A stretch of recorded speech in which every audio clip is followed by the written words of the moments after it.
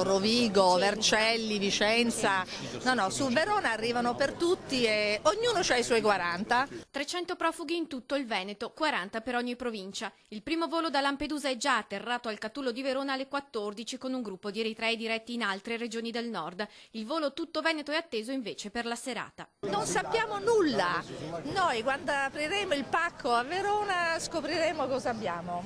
La notizia ha messo in allerta anche la Lega Nord, in presidio di protesta da stamane ai loro gazebo.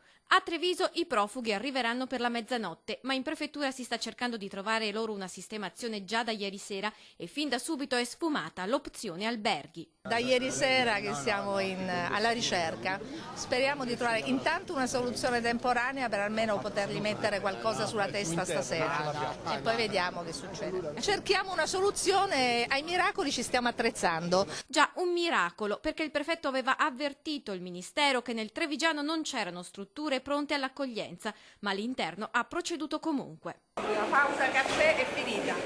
E il vertice è continuato fino al primo pomeriggio, quando si è trovata la soluzione tampone. I 40 profughi saranno alloggiati in tende, ospitati da alcune parrocchie della provincia. Il lavoro però non si conclude qui, perché per la prossima settimana si attende l'arrivo di altri 40 stranieri.